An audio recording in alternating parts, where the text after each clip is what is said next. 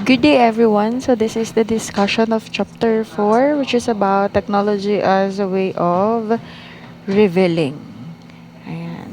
For our learning objectives, at the end of this section, the students are expected to first examine the human condition, to deeply reflect and express philosophical ramifications that are meaningful to the student as part of society.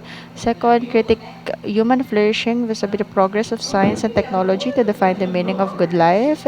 Third, examine shared concerns that make up the good life in order to come up with innovative and creative solutions to the contemporary issues guided by ethical standards. And fourth, examine human rights in order to uphold such rights in technological dilemmas.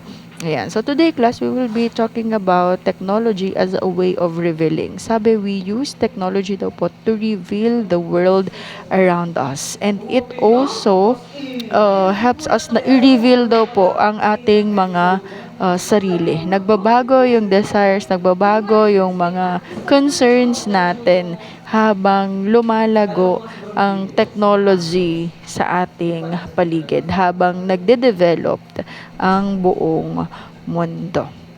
Okay, so let us start. On your screen, you'll see two time periods, the BCE and CE time period. BCE class stands for Before Common Era and ang CE naman po is Common Era. Ang Before Common Era is same po ito sa Before Christ na period. It is similar to the time period BC or the time period before Christ. And on the other hand naman po, ang CE is similar to the Latin Anno Domini or ADI, which means in the year of the Lord, referring po to the birth of Jesus Christ. So makikita po natin dyan sa screen that BCE is characterized by society that is withstanding harsh winds by clothing the skin of the animals. Kagaya po yung nandun sa picture na babae na ang gamit niya pong coat or damit ay gawa sa balat ng hayop. And they are using sharpened stones and wedges in their hunting. And they use that in catching their prey, and they are surviving the cold nights through warm bonfires, kung saan doon na rin po nila niluluto yung kanilang mga na-hunt para sa kanilang pagkain. And yung color gold po is a figurine of a fat woman, figurine of a voluptuous fat woman na kasi during this period po, people or the society view women in a different what do you call this way. They are looking women at under their reproductive capability or fertility, because society during this period class, they believe that fat women are more capable daw po of delivering a child compared doon po sa mga skinny na women. And basically, we can infer that yung mga human beings po or ang society during this period, they are much more concerned with survival.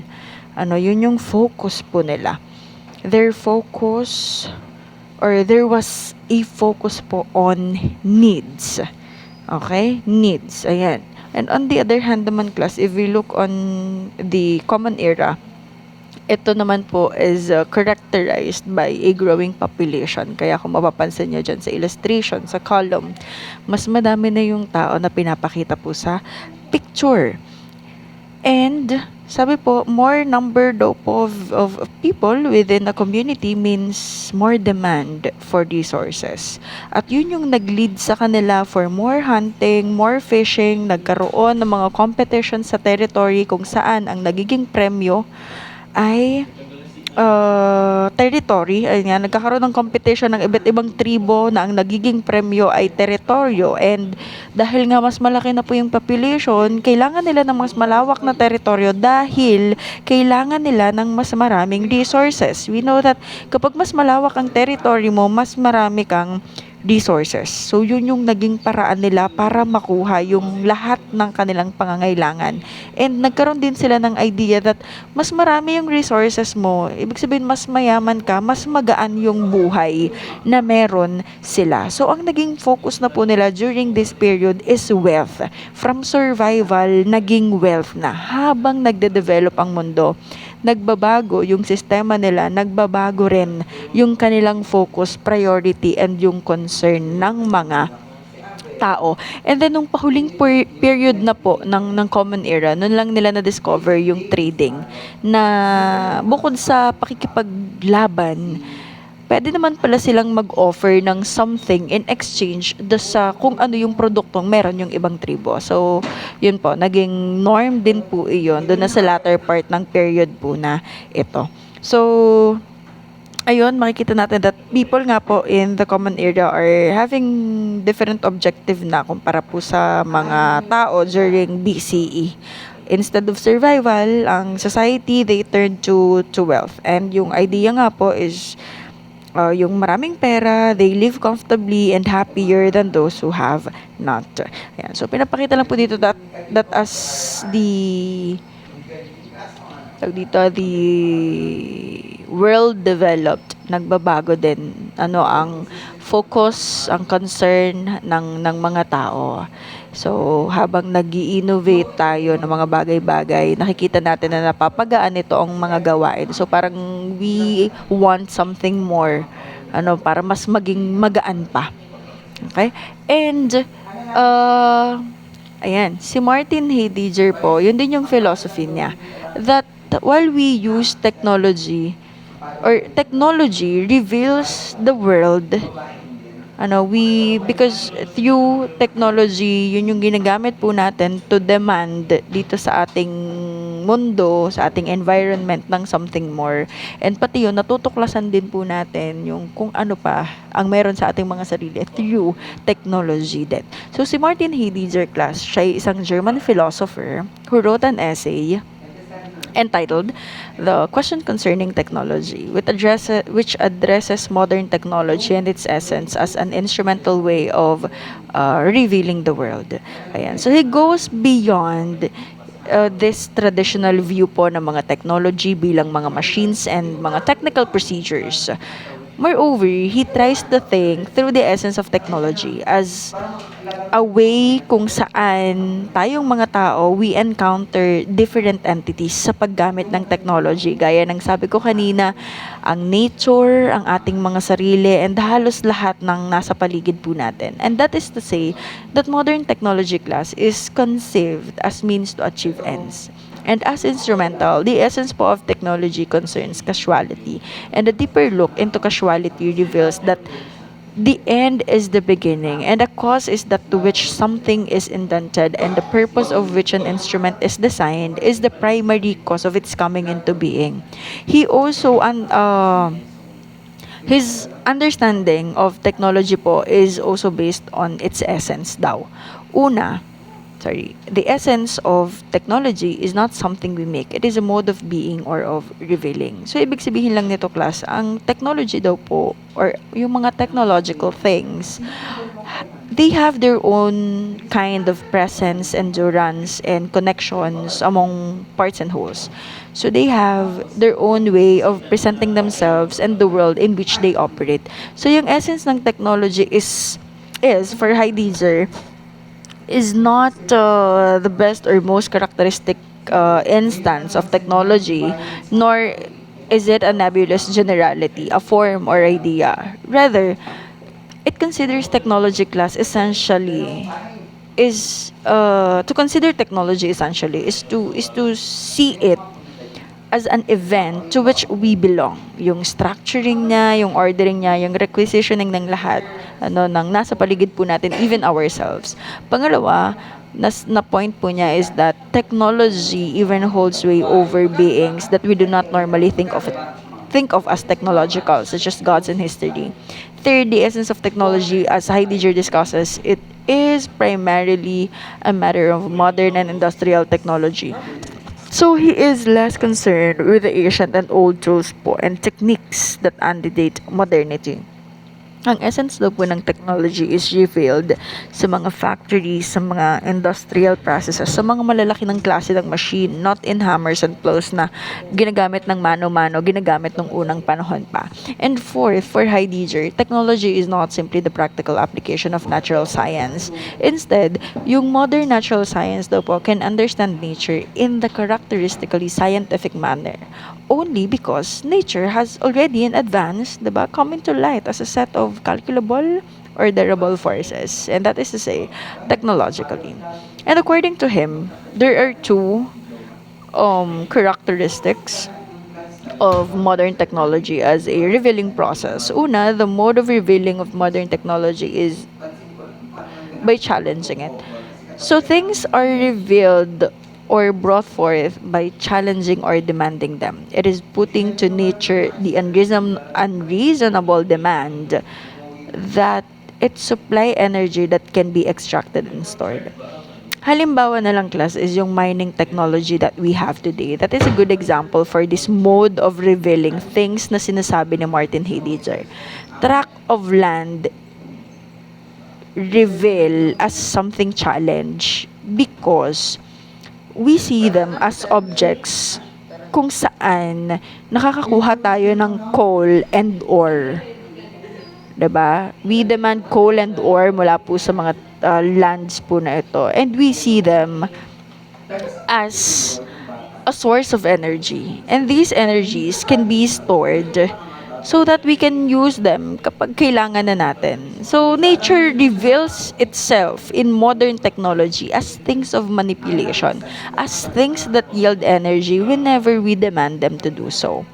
And ang second naman po na characteristic ng modern technology as a revealing process is that the challenge that brings forth the energy of nature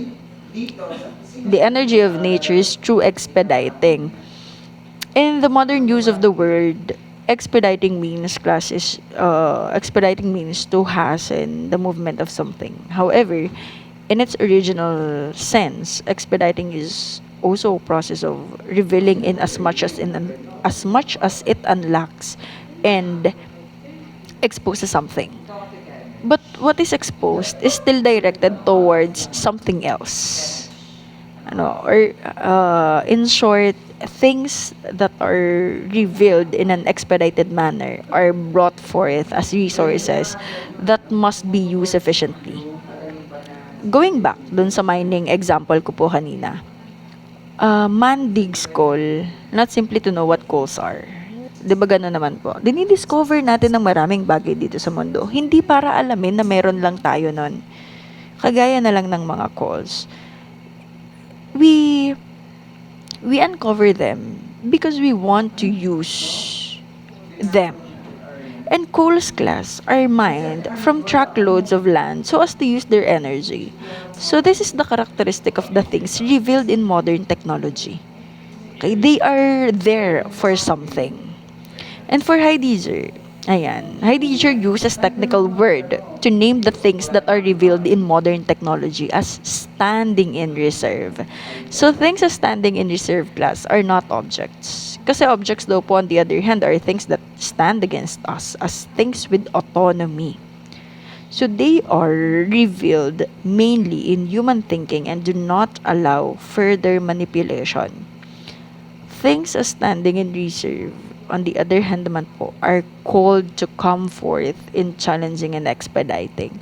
So they are reduced into the objectlessness of modern technology. And sabi ni Heidegger, nothing anymore stands against us as objects of autonomy and wonder. Everything around us daw po is regressed into an interlocking of things that yield what we want or what man wants whenever we demand them to do so. Even nature class is now revealed as standing in reserve and not anymore objects of autonomy. Ayan. Kasi unlike modern technologies, yung mga old kinds ng technology po, it still respects nature as object of autonomy. The modern and the old technologies are of different modes of revealing. Yung modern technology, yun yung tinatawag po na artificial way of revealing things.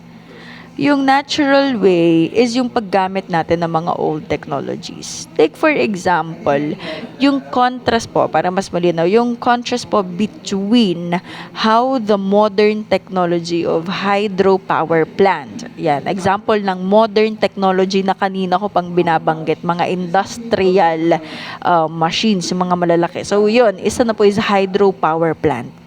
And yung old technology na nagtayo ng wooden bridge.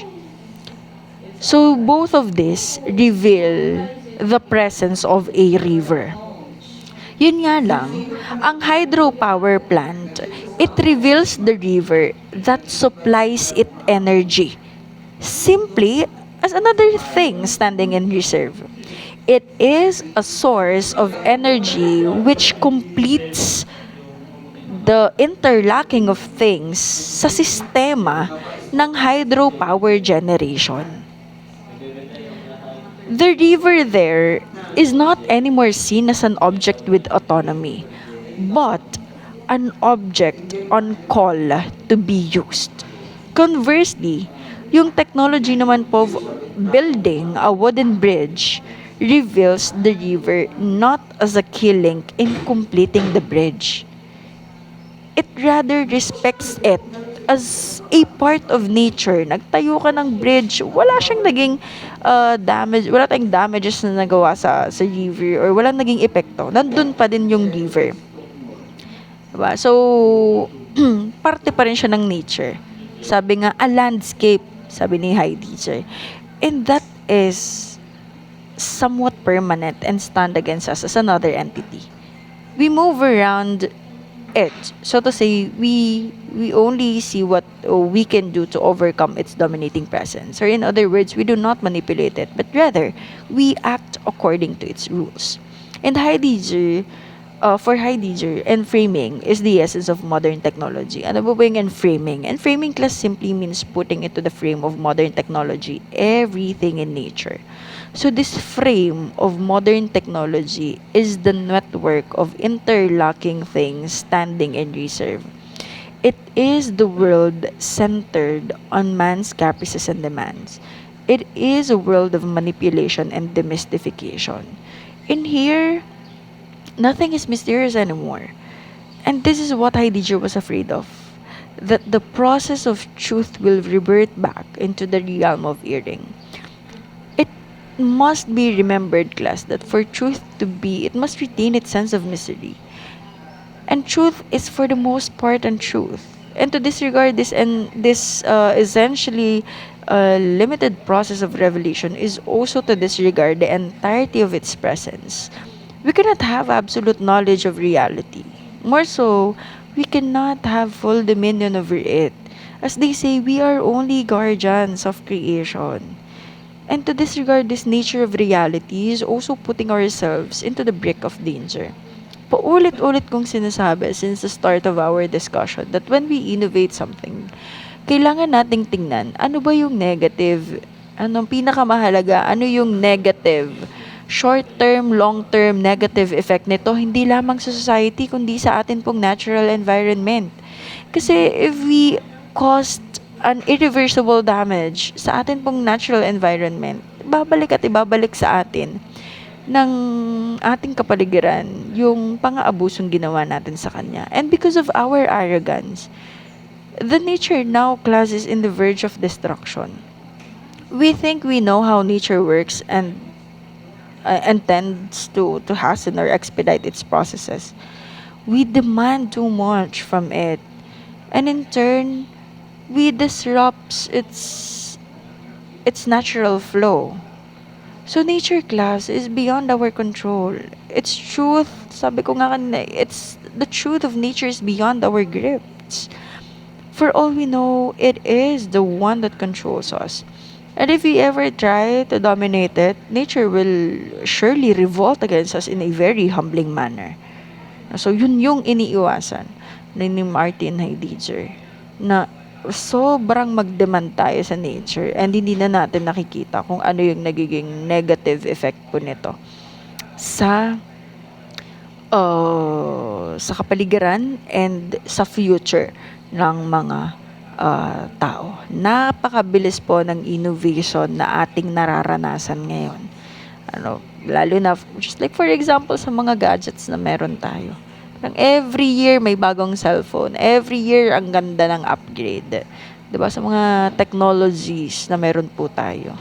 Ngayon, pati na rin yung mga robots. Kung dati, ang robot lang na meron is yung aso, parang ganon. Ngayon, may mga robots na nagba-backflip. Ang robots na yung highlight ng dance floor. I don't know if you saw that sa TikTok. Parang in China po ata yun. Or hindi ko sure kung China. Basta sure ako Chinese po ang gumawa anong mga robots. Pero nag-perform ata sa Vietnam. Hindi ko lang sure. Basta sa China, ganon. Nagba-backflip. Diba? And sa halip na yung artist, yung pinapalakpakan doon ay talaga or kinakamanghaan ay hindi na, kundi yung apat or shampoo ata na robots yon. And talagang sabay-sabay yung mga pagsayaw and backflip po nila doon. Walang pumalya. Ayan, napakabilis po ng innovation. So, moving on.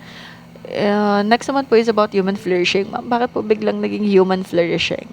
Kasi class, habang nagfa-flourish, habang lumalago ang kapaligiran, kailangan nasasabayan din po natin.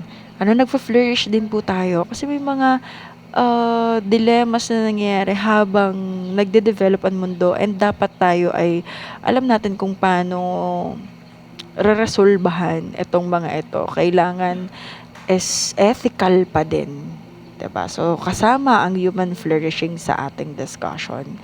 Ayan. So, human flourishing class is said to be the best translation po of the Greek word eudaimonia, which for both Plato and Aristotle means not only good fortune and material prosperity, but a situation achieved through virtue, knowledge, and excellence.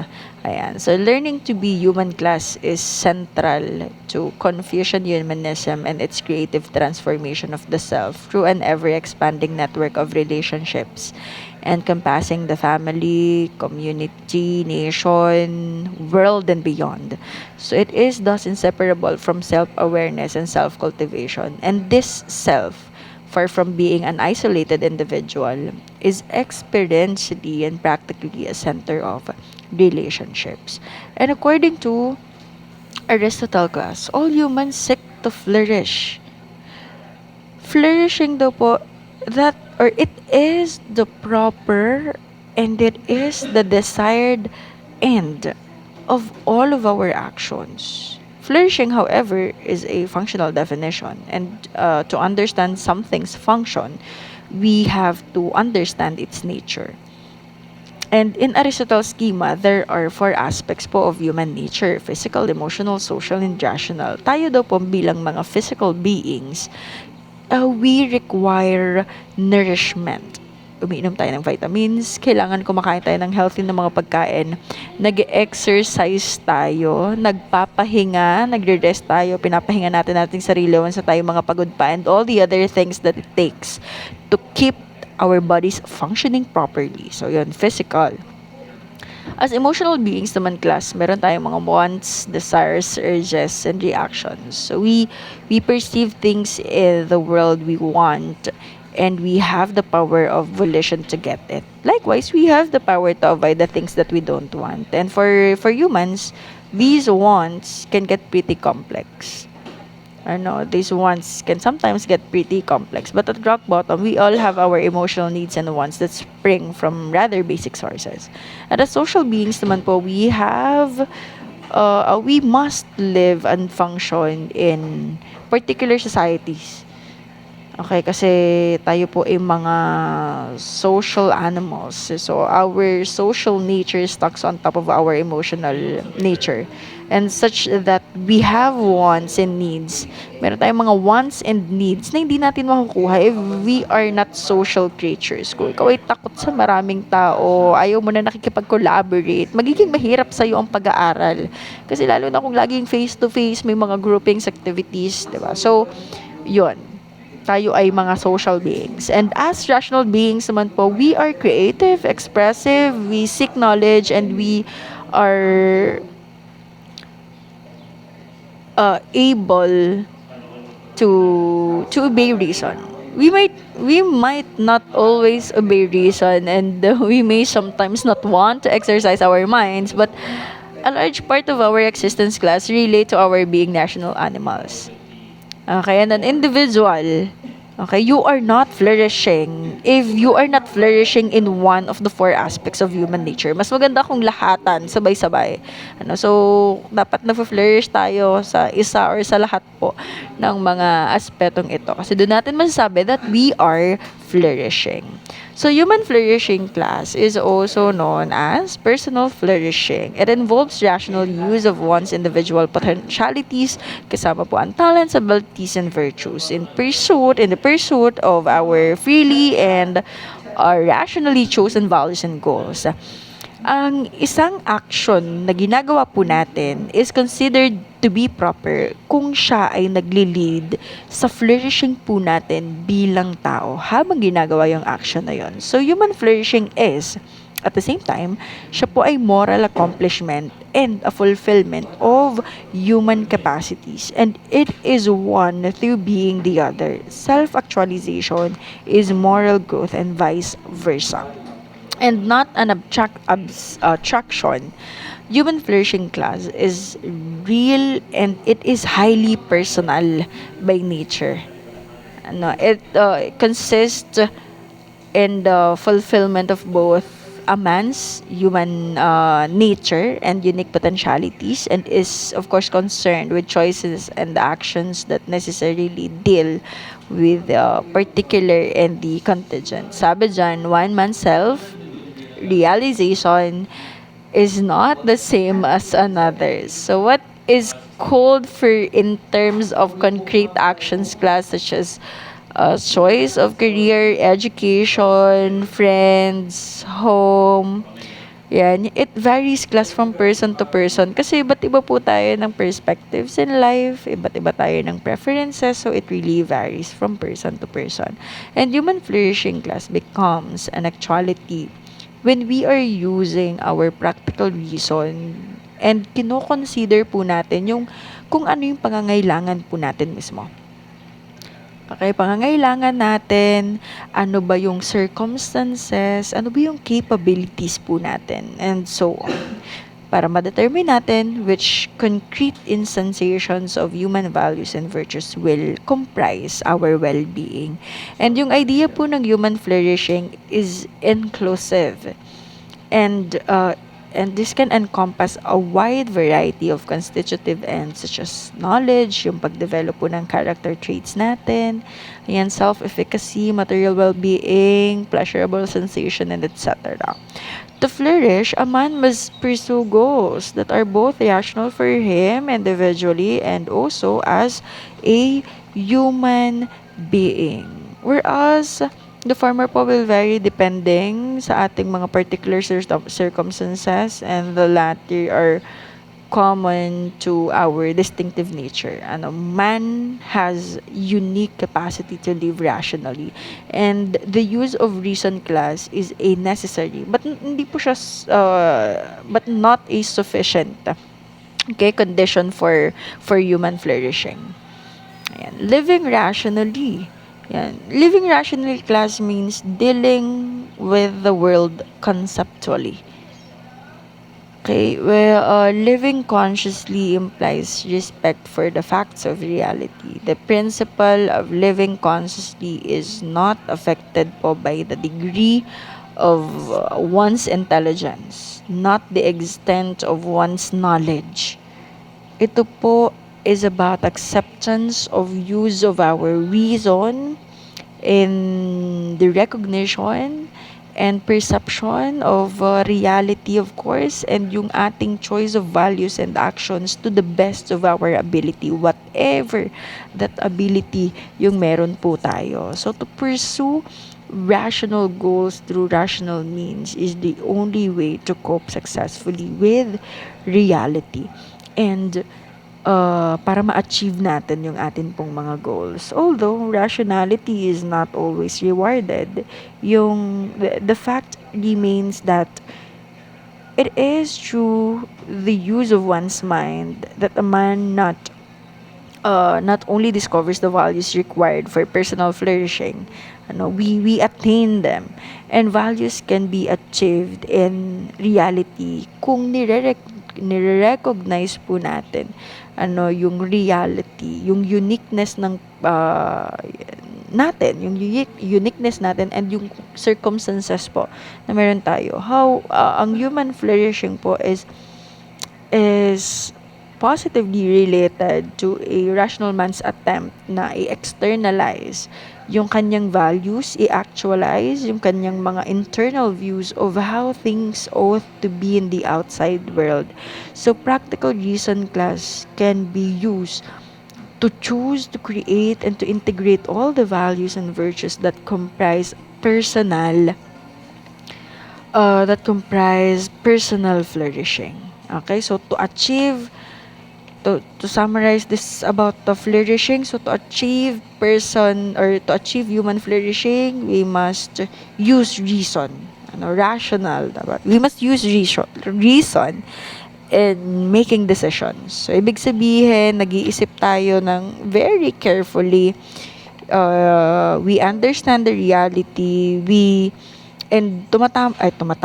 Pumipili tayo ng mga tamang actions that are truly good or beneficial po para sa atin. Because being rational does not depend, gaya nga nasabi ko kanina, sa katalinuhan ng isang tao. But ito ay tungkol sa willingness po natin to think clearly and act wisely. So even though being rational does not always guarantee success, it is still the best way po to live a meaningful life. Okay, through reason, we can identify what truly matters, mapapursue natin yung ating goals, and we turn our values into reality.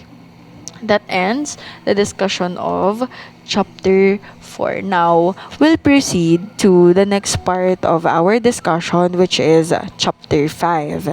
Ayan, so sadya po magkasama discussion ng 4 and 5 dahil nawalan tayo ng klase. Okay. About good life. Bakit napasama ang discussion ng good life sa STS? Gaya ng sabi ko kanina, kasama po yan. Kasi, diba, masasabi natin at times that we are living a good life kasi magaan na ang mga bagay-bagay. Ang dami na ng bagay na nagagawa po natin ngayon ng mas madali because of the advancements in technology. Diba? And bukod po doon, hindi lamang tungkol doon ang good life.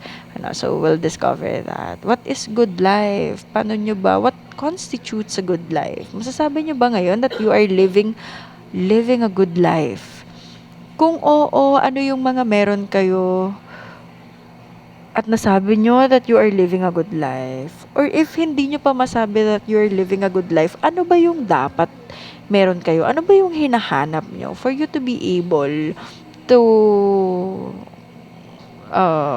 consider or say that you are living a good life? Ayan, ano ba? Okay, so proceed po tayo sa sunod na slide. Okay, we use one of the basic way kung bakit po natin ginagamit yung word na good is to express moral approval. So when we say someone is living well or that they have lived a good life, siguro we just simply mean na mabuting tao itong taong to because siya ay courageous, siya ay honest, trustworthy, kind, selfless, generous, helpful, loyal, principled, and so on. Lahat ng adjective na magaganda nakita mo sa kanya, so sinasabi mo that he or she is living a good life. They possess and practice many of the most important virtues. And they don't spend all their time merely pursuing their own pleasure. nagde-devote sila ng certain amount of their time sa mga activities na magbe-benefit ang ibang tao. Yun yung nakikita natin. Kaya nasasabi natin that she really is living a good life kasi napakabuti niyang tao. Nag-share siya ng blessings niya. Pwedeng their engagement sa mga through their engagement sa mga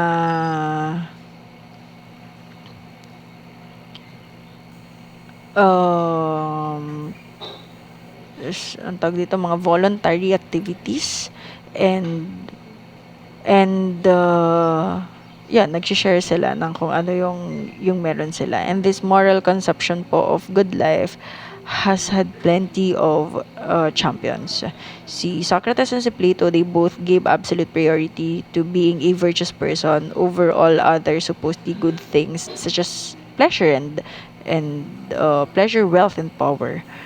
So in Plato's dialogue, yan, with Gorgias, Socrates takes his position to an extreme. So he argues that it is much better to suffer wrong than to do it. Sabi niya nga, that a good man who has his eyes gouged out and halos tinorture na siya ng halos mamatay, this man is more fortunate daw po than a corrupt person who has used his wealth and power dishonorably. And in his masterpiece, The Republic, Plato develops his argument in greater detail. The morally good person, sabi niya, nag-enjoy siya ng, the good person enjoys a sort of inner harmony, kung saan the wicked person naman daw po, no matter how rich and powerful he may be or many pleasures he enjoys, is disharmonious, fundamentally at odds with himself and the world. So it is worth noting, that though that in both Gorgias and Republic, Plato blusters his argument with a speculative account of the afterlife, in which, sabi nga, virtuous people are rewarded and wicked people are punished. Marami pong mga religions also conceived of good life in moral terms as a life lived according to God's laws. So, a person who lives this way, obeying of course, the commandments, pinaperform yung mga proper rituals, is pious. And in most religions class, such piety, sabi nga, naniniwala sila that such piety will be rewarded. And obviously, many people do not receive the reward in this life.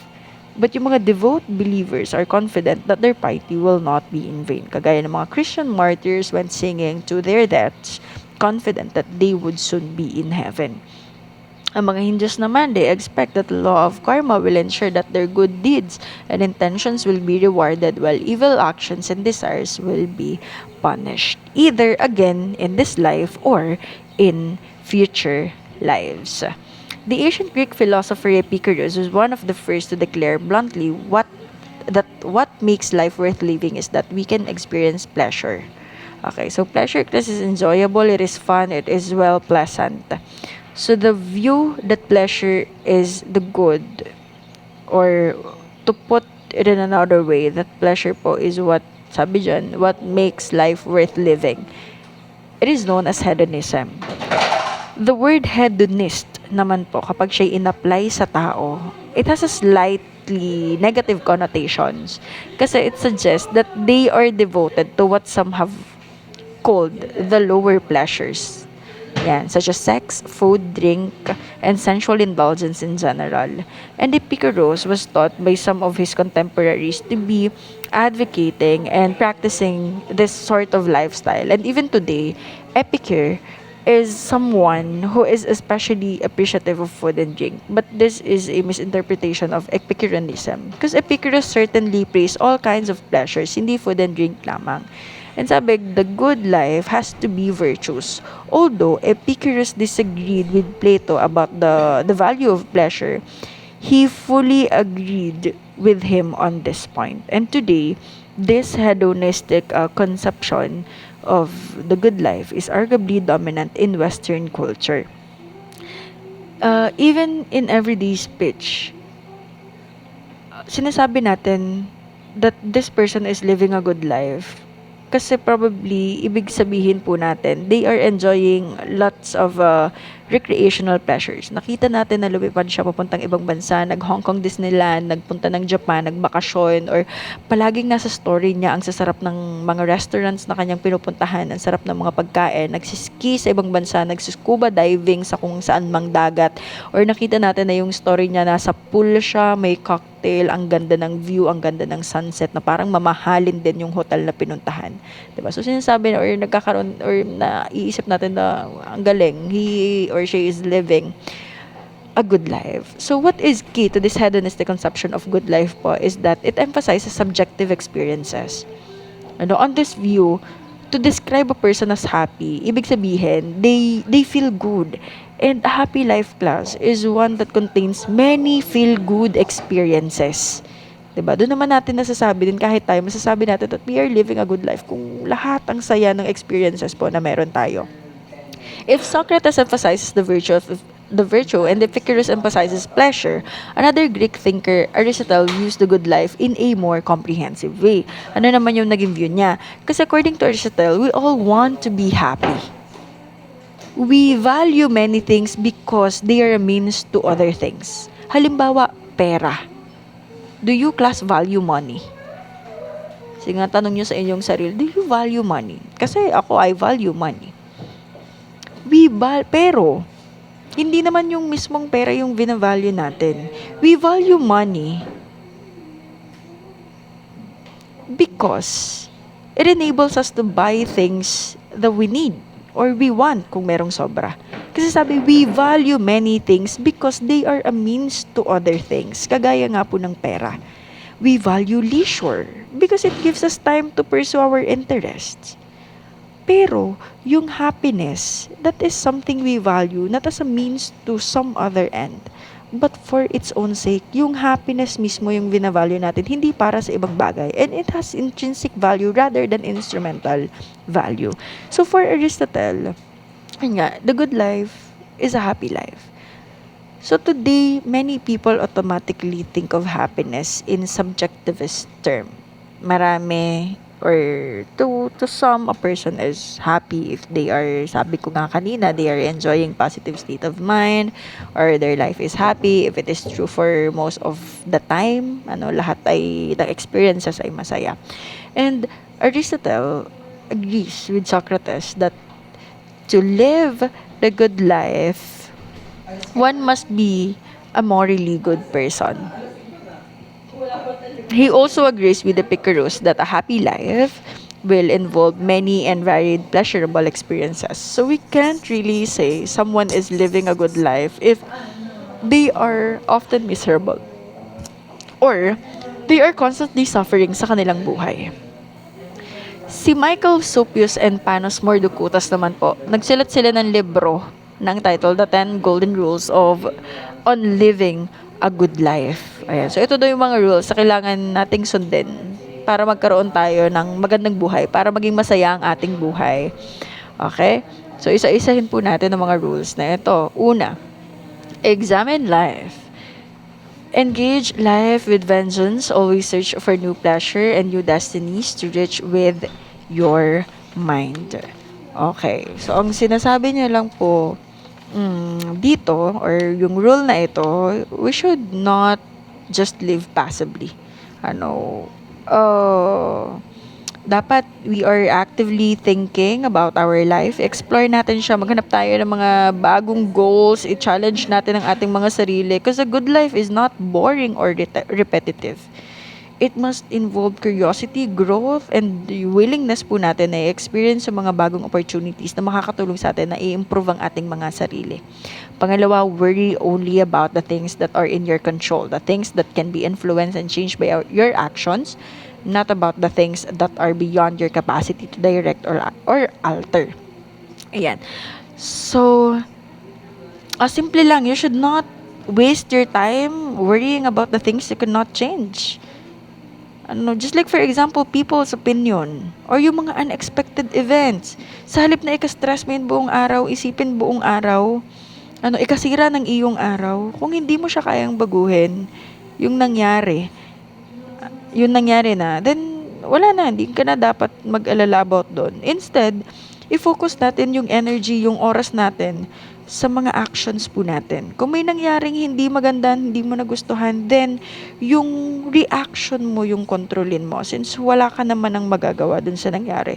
Yung decisions po natin, yung attitudes po natin. Because by doing this, you will become less stressed and magiging mas effective ka because you are directing your efforts towards things that actually matter and can be improved. Hindi nasasayang ang oras mo at ang iyong panahon at ang iyong energy. Third, treasure friendship. Yung mga totoong kaibigan, hindi yan nabibili sa marketplace. At kung yung friendship na meron ka is built on money and convenience, hindi yan totoong friendship. Because ang friendship plus is important part ng good life because tayo ay we are naturally social. So, kailangan meron tayong mga nakakahalubilong tao, meron tayong mga nagiging totoong kaibigan. At ang totoong kaibigan or pakikipagkaibigan or friendship ay nabuo on trust, care, and mutual support. So, kung yan ay dahil pera-pera lang at dahil convenient lang, kaya kayo magkaibigan, then I don't think ay totoo ang pagkakaibigan iyon. So, you must invest time and effort para i-maintain itong mga relationship po na meron kayo. Mga totoong klase ng relationship. Because they bring happiness, they bring comfort and sense of belonging sa buhay po natin. Fourth, experience true pleasure. Not all pleasures class are good for you. Some are short-term and maaring itong mga short-term pleasures po na ito yung magdala sa inyo sa kapahamakan na inyong pagsisisihan banda-banda dyan. If yung happiness na naiibigay nung pleasure na yon is for short term, pag-isipan nyo kasi baka hindi magandang klase ng pleasure yan. After a while, pagsisisihan nyo. So, hindi yun yung hinahanap nating klase ng pleasure. Yung pleasure na ikakalma ang ating mga isipan, magbibigay ng peace of mind. Hindi yung after mong gawin, ikaw ay nag-overthink. So, hindi yun magandang klase ng pleasure. Okay, so halimbawa, yung pag-spend po natin ng ating oras sa mga bagay or sa ating mga mahal sa buhay. Ayan, yung mga calm moments sa ating buhay, yung mga real happiness. It comes from balance and healthy pleasures, not from overindulgence. Number 5, master yourself. Mahalaga, i-master ang inyong sarili. Kasi kung kilala nyo ng inyong sarili, ano man ang marinig nyo sa ibang tao, hindi kayo maapektuhan. You know kung ano yung inyong mga capabilities, ano yung limit ninyo. Ayan, so, malalaman nyo or mas mas makokontrol nyo ang inyong mga thoughts, ang inyong emotions, ang inyong actions tungkol sa iba't ibang mga bagay-bagay. So, kailangan honest din kayo sa inyong sarili. Para ma-master nyo ang inyong sarili. Kung honest and loyal kayo sa ibang tao, kailangan mas honest and loyal kayo sa inyong mga sarili. I-avoid natin yung mga negative habits na makaka-harm sa atin pong well-being. Sixth, avoid excess. Kahit pa yung mga positive things, yung saya. Kapag sobra ng saya, ay baka mamaya napitikan ka ng konting problema, hindi mo kayanin kasi nasanay ka na lang na ikaw ay masaya. Sa lahat ng bagay masama ang sobra. Okay? So kailangan i-avoid ang excess and we have to live in balance. Be a responsible human being. So you just take responsibility of yourself. A good life requires honesty and accountability. Sa mga mistakes po natin, dapat may accountability tayo, natututo tayo sa mga pagkakamali natin instead of blaming it to others. 8, don't be a prosperous fool. Do not rely only on wealth. Money and success. Masaya ang merong pera. 'Di ba? Masaya ang maging successful sa buhay. Pero yung happiness or yung good life, hindi siya galing lang sa pera and sa success. Okay, money and success do not guarantee happiness or good life. While, yun nga, sabi ko kanina, they are helpful. Kailangan naman talaga natin, lalo na para pambili natin ang mga needs natin. But they are not enough on their own. A person who focuses only on wealth may become foolish or empty. true fulfillment class in life comes from wisdom, values, relationship, and personal growth, hindi sa mga material things lamang. 9, avoid, ayan, don't do evil to others. Magkabaliktad lang yan, yung 9 and 10. Kindness towards others. Kapag gumawa kayo ng masama sa ibang tao, nagiging reflection yan ng kung anong klaseng tao kayo. Okay, yung mga actions po natin, reflection yan ng kung anong klaseng tao po tayo. So, kung masama yung binibigay mo lahat, kung masama yung ginagawa mo sa mga tao, so, ibig sabihin masamang tao ka. Kung puro kabutihan yung binibigay mo sa mga tao, then mabuti kang tao. Yung golden rule nga ni Confucius, do not do unto others what you don't want others do unto you. Kung puro negativity yung gusto mong ma-receive, then yun yung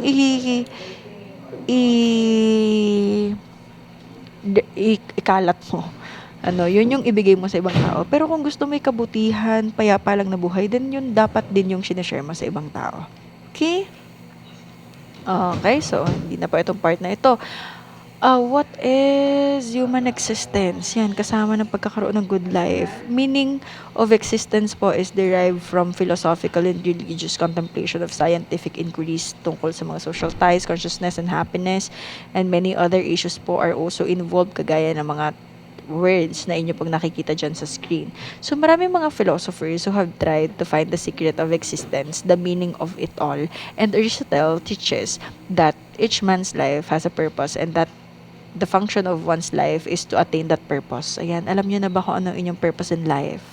Lahat po tayo nabubuhay dahil tayo ay mayroong purpose.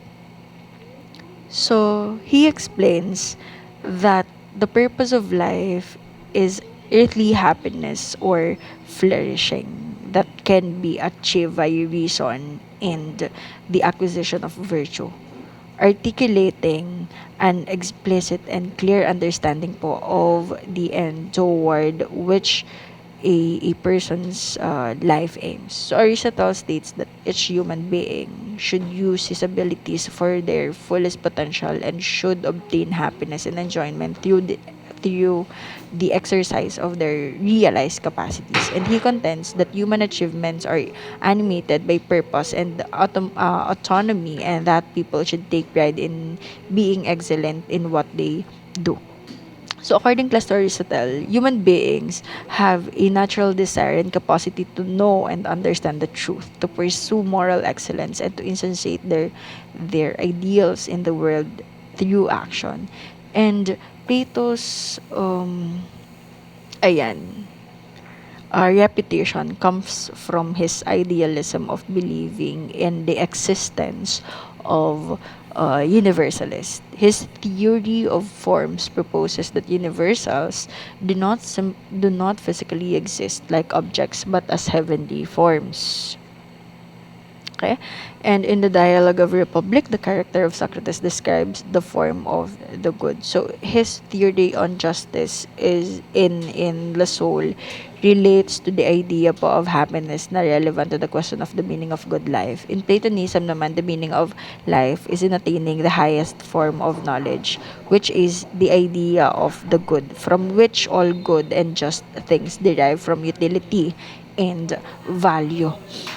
And si Rolando Gripaldo naman po, isang Filipino philosopher, argues that the concept of the public good carries largely the politico-ethical sense which subsumes the politico-ethical senses. A public good is that which benefits by its use the communal or the national public. So public good is, syempre, public in the sense that the beneficiaries po are the general public. And public good is that which benefits by, yun nga, its use. Meron pong sinasabing dalawang levels. Ito pong public good na ito. So, ang first level po comes from the people themselves.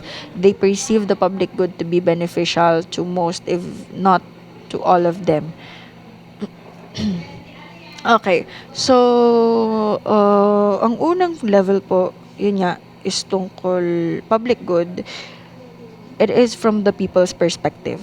A public good is something that benefits most or all of the members of the society. So people recognize that even if they have personal interests, they still need to work together para ma-achieve yung kanilang common goal. So this cooperation helps ensure that everyone benefits.